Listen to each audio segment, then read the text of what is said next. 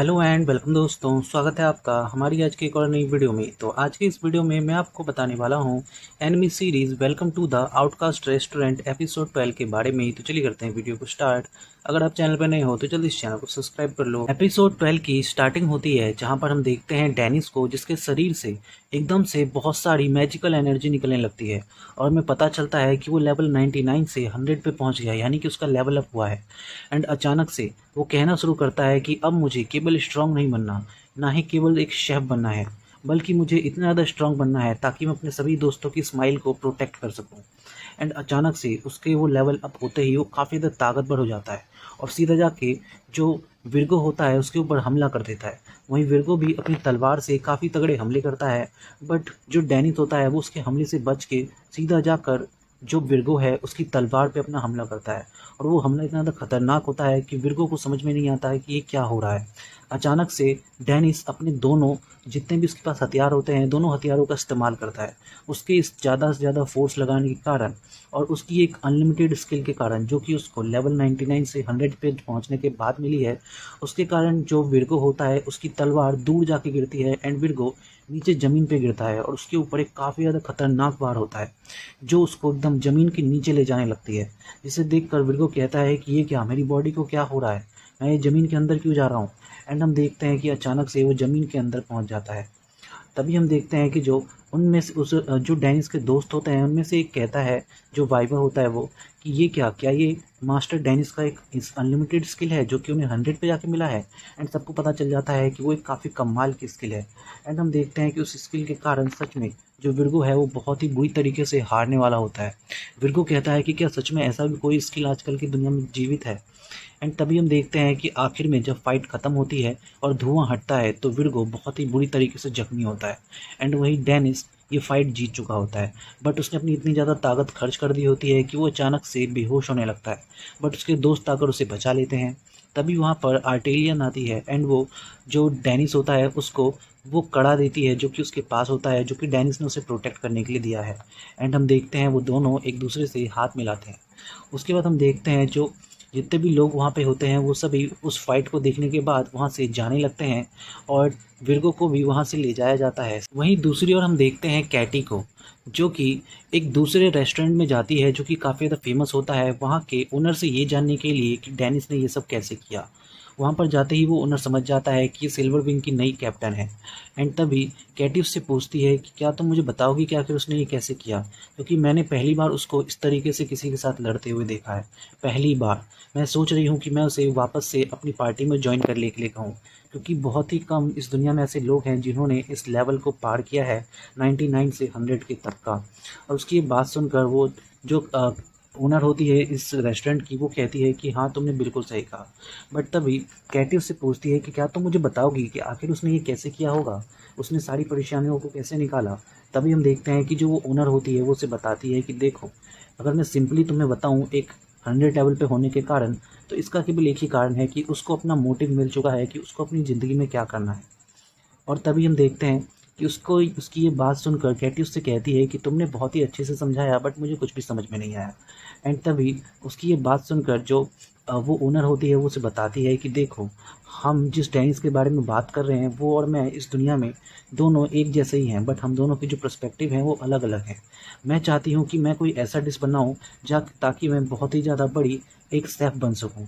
But जो Dennis है वो एक बहुत ही ज़्यादा स्ट्रॉन्ग और सबसे ज़्यादा पॉपुलर शेफ़ के तौर पे ही पैदा हुआ है, जो कि केवल चाहता है कि वो दूसरों की स्माइल्स को बचाए अपने खाने के द्वारा, इसीलिए वो सबसे ज़्यादा पॉपुलर है।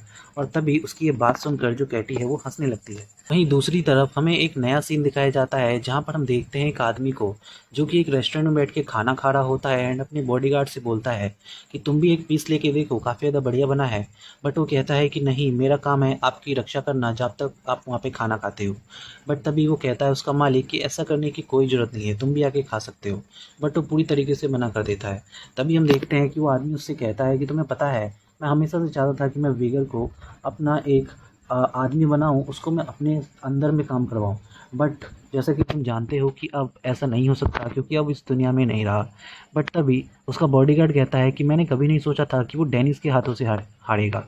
बट उसकी बात सुनकर वो आदमी कहता है कि ये तो ऑब्वियस ही बात है, क्योंकि वो मेरा छोटा भाई है डेनिस, इसीलिए वो हारा है।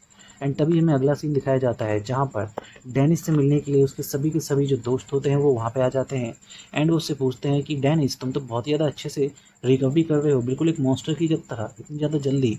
वहीं दूसरी ओर हम देखते हैं कि वो एक प्लान के साथ आते हैं एंड वो डेनिस को अपना ब्लूप्रिंट दिखाते हैं और कहते हैं कि क्योंकि अब हमें दोबारा से रेस्टोरेंट बनाना है तो हम लोगों ने ये ब्लूप्रिंट बनाया है।